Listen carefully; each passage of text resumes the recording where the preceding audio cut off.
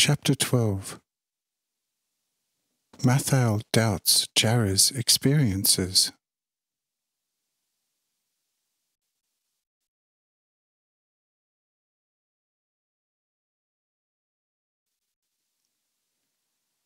Jara says, "Oh, very willingly. But you would hardly believe me. You, dear Mathael, know a lot about the stars. But I perhaps even more, which is certainly not to my credit, but instead a pure extraordinary favour from the Lord. Wait, I will ask you something. If you can give me a satisfactory answer, then you understand as much as I do.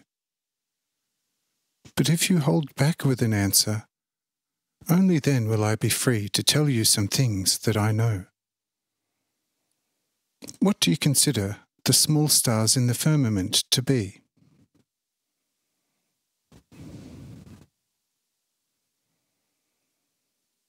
Mathael says, "My very dearest Jara, this is a somewhat strange question. As far as the sun, the moon, and other planets are concerned, I could perhaps give you a not unsatisfactory answer. But the eye of my soul has not yet penetrated to the fixed stars. I suppose that they are also far-off worlds, as the Lord once suggested. But how they were actually created, and what their nature and composition is, that I naturally cannot tell you. And I would like, therefore, to ask you if you want to give me some instruction about it."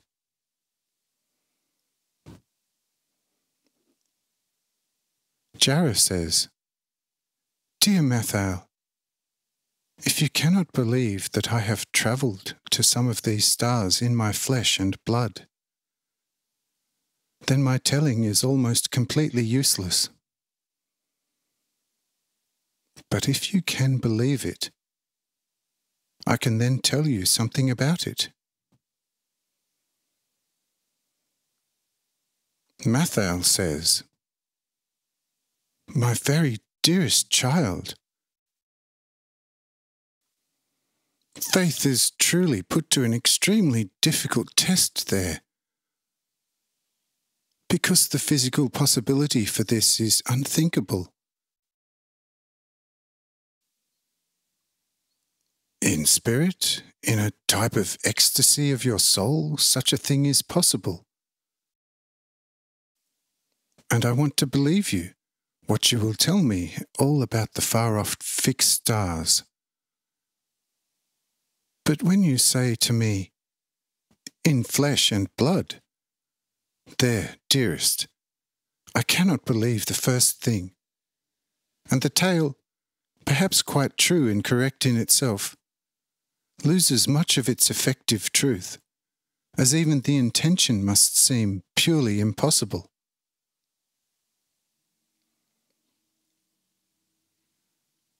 Jara says, "Why should it be impossible, then, that I have been on some of these stars in complete flesh and blood?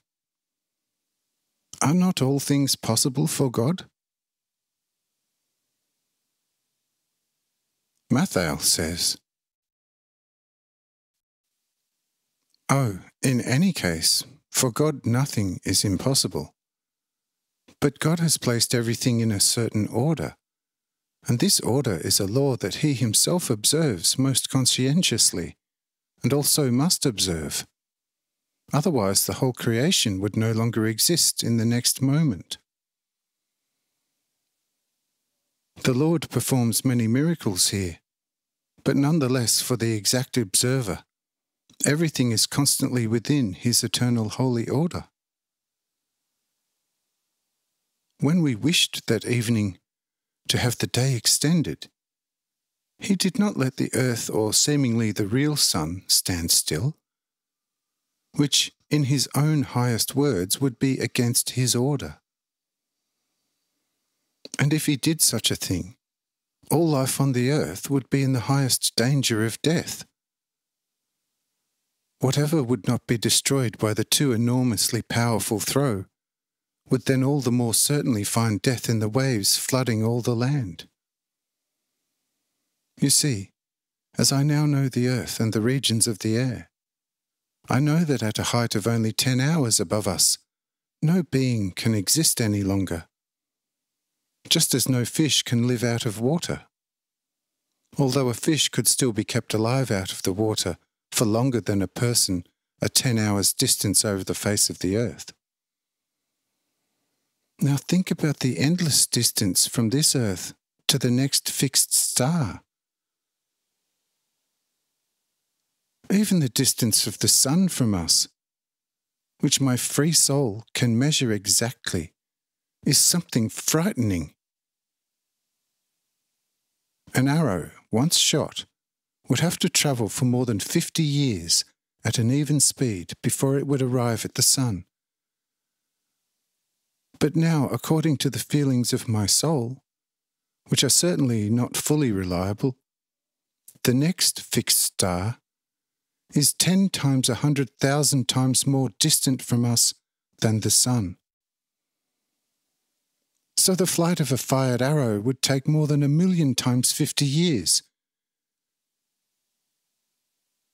But if a person could move as fast as a fired arrow, the air rushing against him would rip him apart in an instant.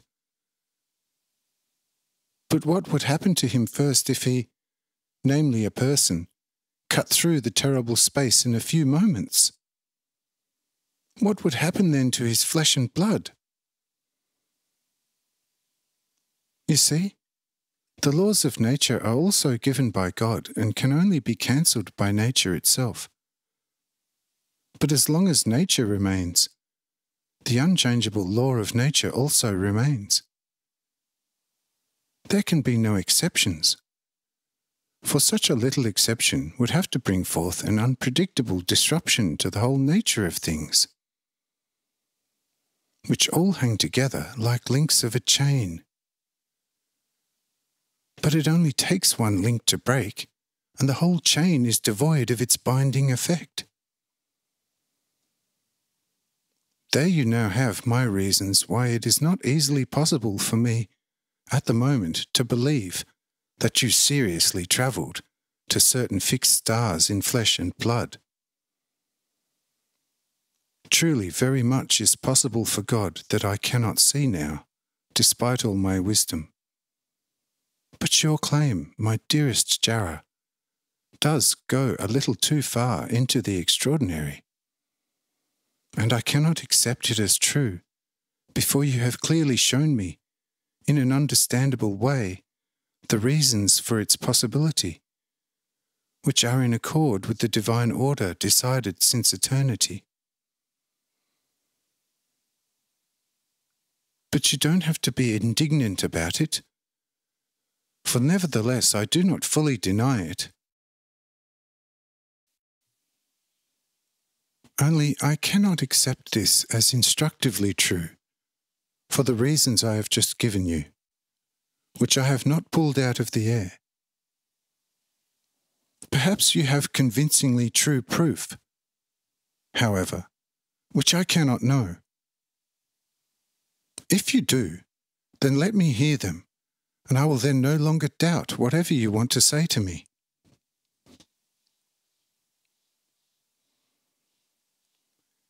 Jara says, Yes, you are seriously a very wise and unusually clever man. But you do not see everything by a long shot.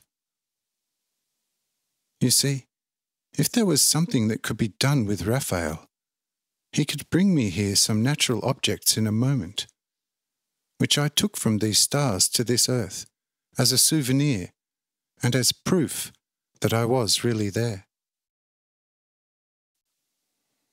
But you can't do anything with him, and therefore I cannot deliver you such tangible proof. It is true, as a simple person of nature you could still doubt their genuineness. But your soul, filled with the Divine Spirit, would then at least easily recognize that the pieces of souvenirs that I brought with me do not belong to this earth. For there is a splendor and value in them, in comparison with which everything that the earth has of value is simply carrion. That would be an imperial piece of immeasurable value. But let's leave that now. It is beginning to dawn in the east. The Sabbath is approaching, and it is important to prepare us for this day of the Lord.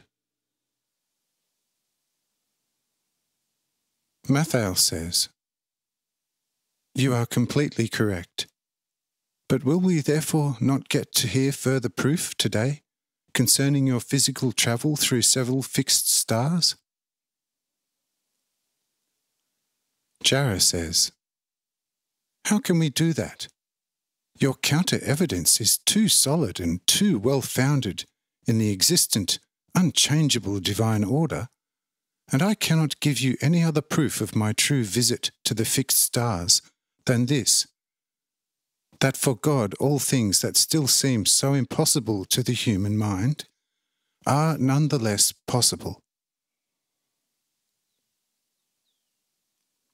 Did you count and measure the time in which the Lord had Iran's ships brought from the middle of the sea to the shore by my Raphael? Whose hair was even touched by such a very fast transfer? How much time did Raphael need to set up Iran's great tents and all the possessions he had brought with him, which were in part very fragile, on the shore in the best order? Didn't you notice Raphael's flash writing? Doesn't that contrast with the natural laws? Even only a little strictly speaking, and yet you saw it happen before your very eyes. Can you then claim, according to your own rationale, that such a thing is impossible? You see, I can tell you, because I, as no other mortal on this earth, have experienced physically that in the most endless space there are such enormously large suns which, if they were hollow, would have a greater space inside them than this whole heaven that you see here up to the fixed stars of first, second, and third distance. These enormous suns, around which whole solar systems with their countless many central suns and planetary suns move around, an even more endlessly great central sun for the sake of sustenance, and the movement is so fast that you would not be able to even catch them with the speed of thought. From here to every fixed star of first, second, third, and even fourth distance, the flight would hardly last 7 moments. And we, with our sun and our planetary sun, which makes exactly the same fast orbit as the previously mentioned and described central sun of the solar system, make quite completely the same movement, and that is certain according to natural laws and all higher accounts. Do you feel anything of it?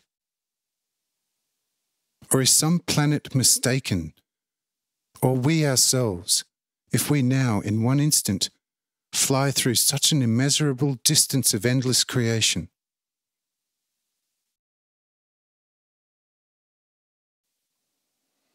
But if such enormous heavenly bodies can hurry on with such an unthinkable speed without damaging their essence, how much easier is it, if the Lord wills it, for a body such as mine? Do you now have a somewhat better grasp of the possibility that I, in my body, actually travelled to some of the nearest fixed stars?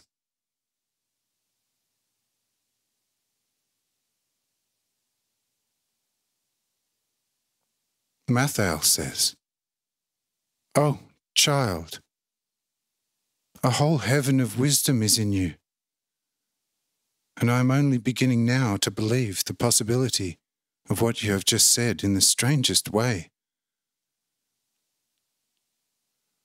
But don't now speak any more about it, for our souls are not yet extended enough to understand such great things. For that, I myself need several years more, as open as my soul is now.